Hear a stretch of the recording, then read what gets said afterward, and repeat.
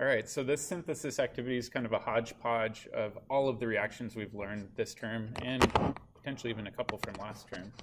So the first thing I like to do is, as always, work backwards. So I would ask myself, all right, how can we make this functional group where we've got a bromine anti to an alcohol like that? Yeah, Br2 and water. So then we can go ahead and we can say, all right, this must have been a halohydrogen reaction.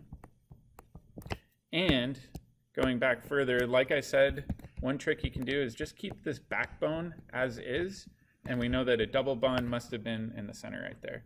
So if we work backwards, we could say really quickly, all right, there must have been a double bond right there. All right, and then working backwards, we could say, well, how can we make a transalkene? Yeah, sodium and ammonia. And if you do that, that means you must have had some sort of alkyne intermediate. It looks like that. Then we could say, all right, we started out with acetylene, but we need to get both of these ethyl groups coming off of each end. So how can we do that? Yeah. So we're going to have to alkylate it twice. So this will actually be a 4-step process. NaNH2 in step 1. Step 2, the ethyl bromide. That would give us one of those ethyl groups on. And then what we would need to do is just repeat this one more time, right?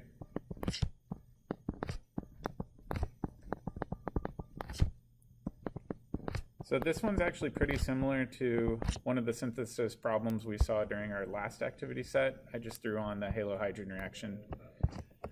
Anytime you see your chain of carbons getting longer, that means one of two things now. It either means you alkylated an alkyne, or what's the new one we learned? Yeah, the Grignard reaction. So either alkylate an alkyne or a Grignard reaction. In this case, we can do it using the chemistry we previously learned. All right, does that make sense? All right, so now let's do the next one. All right, the next one's a bit more involved. And if we look at it, the thing that strikes me is it looks like we're basically attaching our two starting materials together. Can we do that via an alkyne alkylation? So for example, can we turn this starting material into an alkyne and have it react? No, that would be impossible. Having a triple bond in there, it would be internal and it would be highly strained, just not going to happen. So if we're not alkylating an alkyne, what do you think might be a good strategy? A Grignard reaction. So this kind of screams Grignard, not only because we can't make a terminal alkyne from either of these starting materials, and if we look at our final product, we've got a tertiary alcohol. That was one thing I was trying to drill home this week. We can't really make tertiary alcohols through very many techniques besides addition of Grignard reactions or Grignard reagents. All right, so now we've got to decide which piece we want to be our Grignard reagent. Do we want this piece to be the Grignard reagent in red, or do we want this piece in blue to be our Grignard reagent? Red one, right? So we've got to figure out how to turn cyclohexane into a Grignard reagent. The problem is it doesn't even have a halogen on it, but we can fix that. What should we do?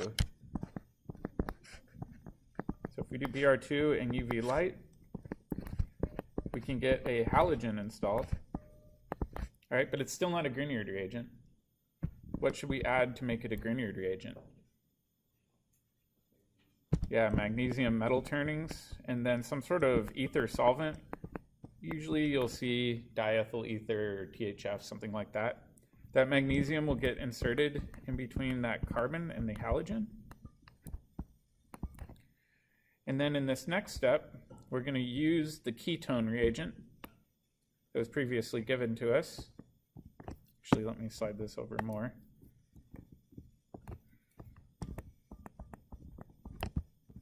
So our ketone can now be attacked by this Grignard reagent, kick up electron density.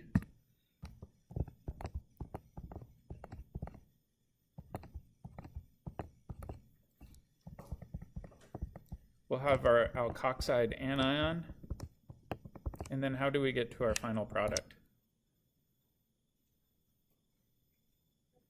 We just need some sort of weak acid, right? So you could just use water if you want.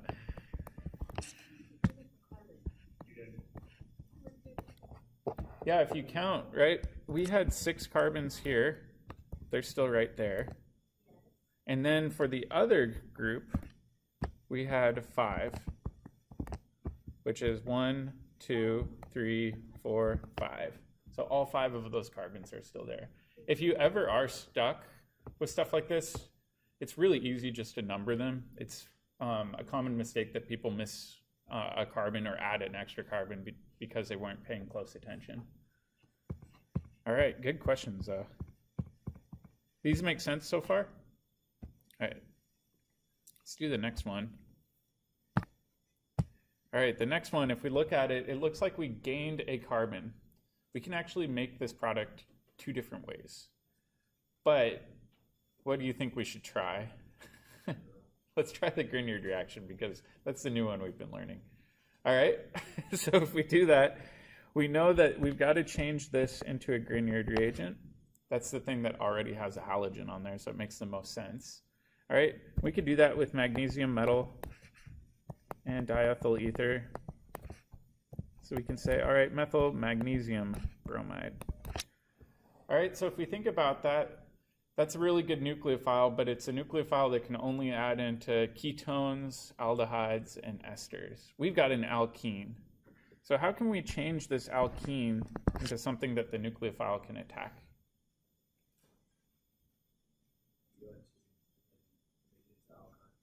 So we could do the alkyne, but then we wouldn't need the Grignard reagent. So let's try to change this alkene into some sort of ketone or aldehyde.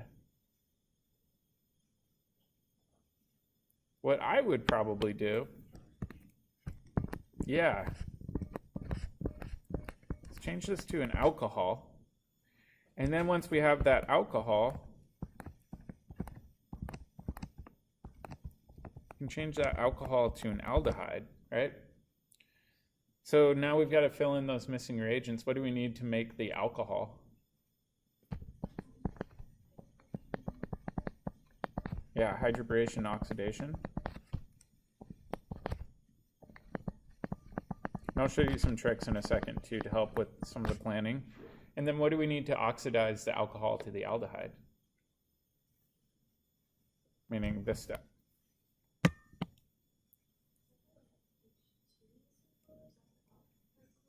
So if we used chromic acid, we would actually go straight to the carboxylic acid. So we need a gentle oxidizer. Yeah, so we saw PCC, pyridinium chlorochromate, or we could do Swern oxidation, or we could do DMP, Dess-Martin periodinane. Any one of those would work. So a gentle oxidizer. The main thing I try to remember is if you go up and you look at your product, right?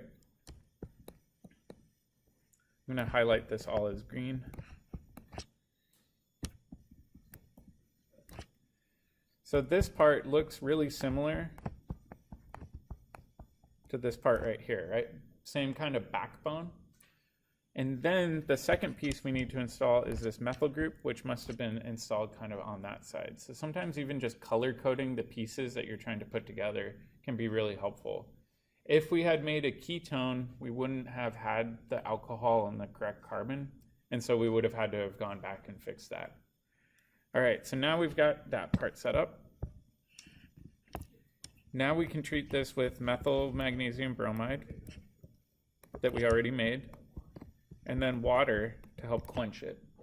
Does that make sense? So this one was a bit more challenging.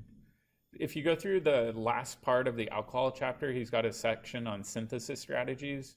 Some people find that really helpful too. So if you're the type of person where you struggle with synthesis, reviewing his synthesis strategy sections helps a lot.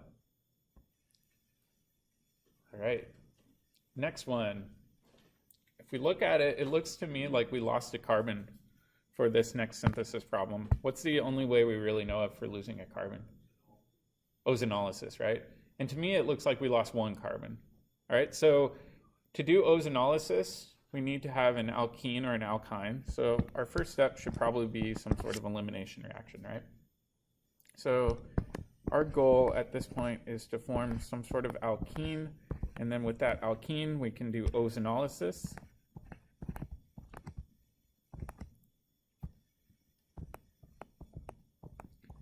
To make an aldehyde. So let's try to fill in the missing reagents for these first two steps.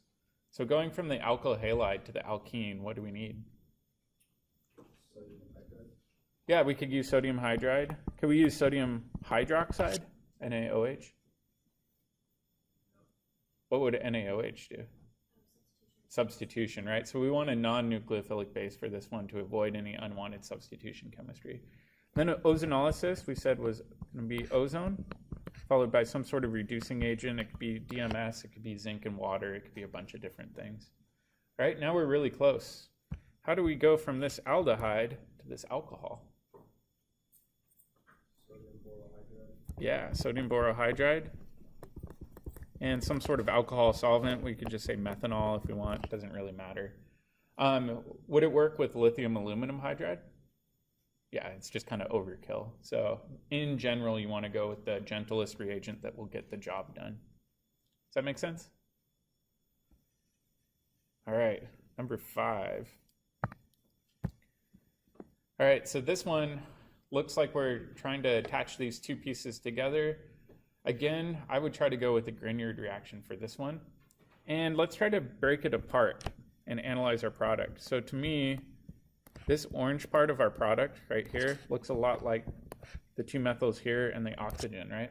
So that must have been one side. And then over here, we've got this 3-carbon chain, which probably came from the other reagent. So to me, that means that this reagent on the left must have been turned into a Grignard reagent at some point in time and then added into that orange reagent. Okay, so that reagent, how can we turn this into a Grignard reagent? It's 1-propanol.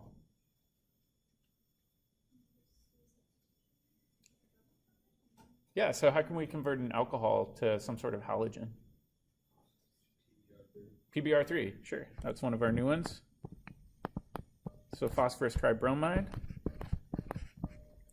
We'll do that, and then next we can add magnesium metal and our ether solvent. And then like we saw in our analysis, we've got to add that into the ketone. So our first step would be to react it with the ketone. That's going to give us that orange group. And then step 2, we need to make sure that everything is neutral, so we would add water to it. Does that make sense? And it is okay. I've had students ask me, they're really concerned about using highlighters on exams and quizzes. It's fine with me. If you want to use colored pens and highlighters, go for it. In many ways, it makes organizing your thoughts a little bit easier. All right. Number 6, it looks to me like we again lost a carbon. So what does that tell us? Ozonolysis. And in fact, we already have the alkene made. So if we do ozonolysis right now, we're making good progress. We would immediately form a ketone. This one's surprisingly simple. We can go straight from this ketone to the alcohol. How do we do that? Yeah, sodium borohydride and some sort of alcohol solvent. So that one's actually a lot more straightforward than some of the other ones. Some of these look really intimidating. The key is being comfortable with the reactions that we've learned all year long, so practicing them regularly, and then not freaking out if you see something that looks strange. Just go really slow and ask these simple questions like, did I gain or lose carbons? All right, and then number 7. Number 7, looks like we've opened this ring somehow. What's a good strategy for doing that? Ozonolysis again. All right. Problem is I can't do ozonolysis right now because I don't even have an alkene. So how do I get an alkene? So radical chemistry. So how do I get a halogen to install on here? So for example, a bromine. Yeah, Br2 and UV light, right? So the bromine will get installed on the most substituted carbon. All right, so now we've got a decision to make, and we've got to ask ourselves, where do we want the double bond to be formed? Do we want it to be formed on the outside of the ring, meaning between that carbon-carbon bond, or do we want it to be formed in the ring itself? Yeah, so if we did want the double bond where that orange arrow is pointed, we use a big bulky base. But we know we need to ring open this, so the double bond has to be a part of the ring itself, right? So to me, that means that it must be where that green arrow is pointing. So we need to do an elimination reaction. And in this case, we want to use a relatively small base to avoid the Zaitsev, or sorry, the Hofmann product. So we could use something like sodium hydride. And we could get to our corresponding alkene. All right, now that we've got the alkene, we're ready to go. Yep. So if I use sodium hydroxide, that would potentially reduce SN2? Sodium hydroxide would work well. Why don't we need to worry about SN2 here? Yeah, it's tertiary. So for this one, really any small base would work. You don't have to worry about a nucleophilic base. Great question. All right, so now if we do ozonolysis and DMS, we can cut this double bond. And situations like this, I even get confused, so I like to number. I go 1, 2, 3, 4, 5, 6. So we've got a 6-carbon chain. So we can go ahead, draw that out, and number everything. Looks like on carbon 2, we should have a CO double bond, right? And then carbon 6, we should also have a CO double bond, and there's an assumed hydrogen. So it looks to me like we have both a ketone and an aldehyde in this when we do the ring opening reaction. All right, so now we're getting really close. Our final product also has 6 carbons, but they're alcohols coming off those carbons, not carbonyl groups. So how can we accomplish this? We could use LAH. Do we have to use LAH?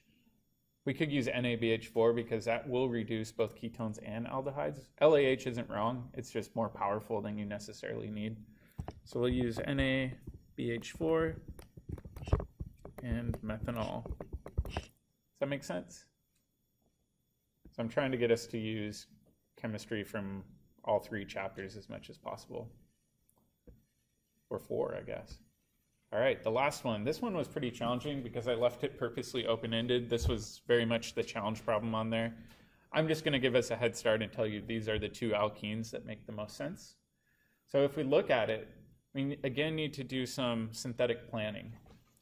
So over here, we've got this group. It's a disubstituted alkene with 4 carbons, which is what I indicated. The only part of the molecule that seems to make sense be this part, right? And then over here, we've got this alkene, which only 4 remaining carbons must have been right there. All right, so looking at this, we need to change things around a bit. Do you guys want a few minutes to do some planning? And then we can come back and look at it? All right, I'll give you like 5 minutes to take a look at this, but I want to see if you can piece together how to do this and try to use a Grignard reaction if possible.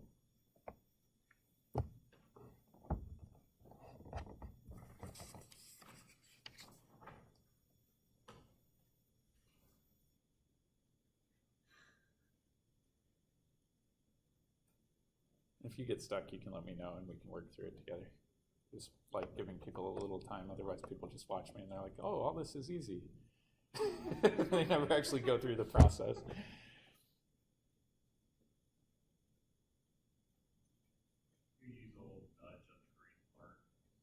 Yeah, so how about this? I'll give you a few hints. Let's work backwards.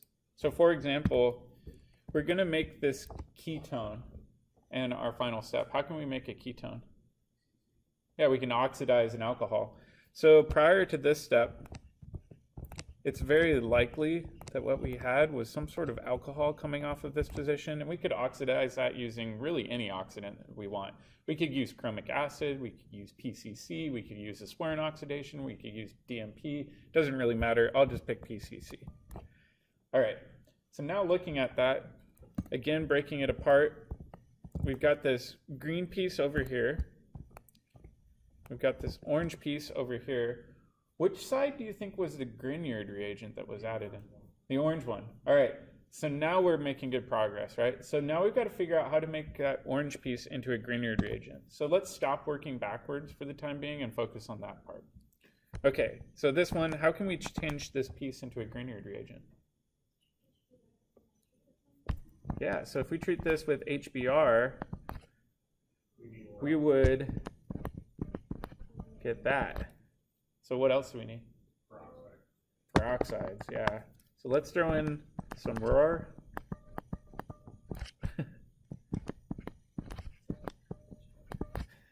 I think it's wonderful. All right. You're supposed to laugh at my jokes. I'm your teacher. All right, so now we've got our Grignard reagent. This includes that orange chunk that we wanted to have installed, right? So we're kind of keeping track of all of our carbons here. All right, so let's try to think about what we would need to react it with. Let's ignore this for the time being and just think about, all right, this plus what could be used to give us that alcohol? It's got to have that green chunk in there, right? So let me slide this out. Do you think it's going to be an aldehyde or a ketone?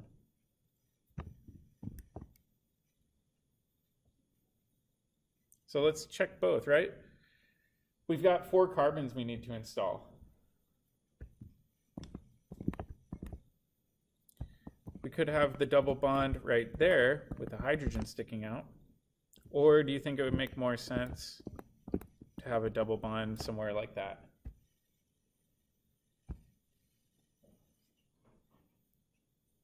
Give you a hint. If you react a Grignard reagent with a ketone, you will always, always, always get a tertiary alcohol. We do not want a tertiary alcohol. We want a secondary alcohol. So in this case, the aldehyde seems to make the most sense.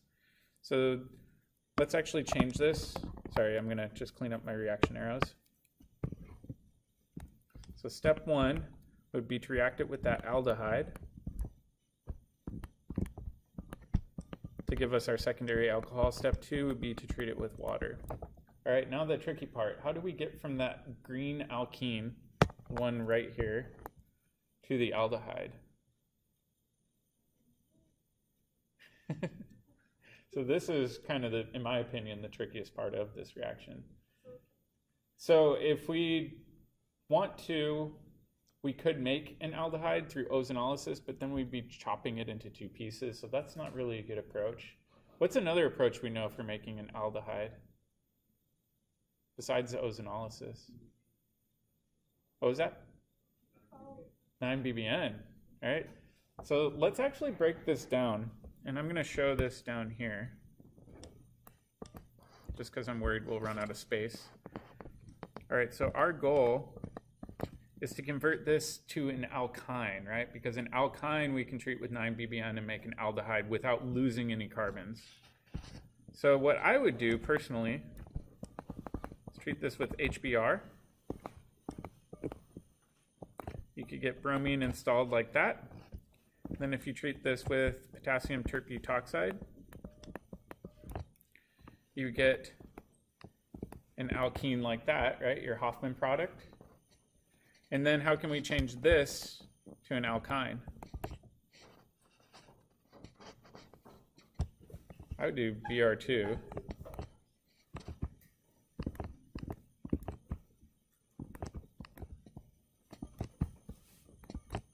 And then to make our alkyne, we can treat this with excess NaNH2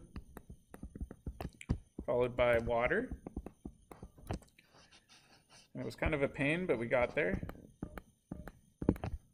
Now we've got the alkyne that we need. And then from this alkyne, we can create the desired aldehyde by treating it with 9-BBN.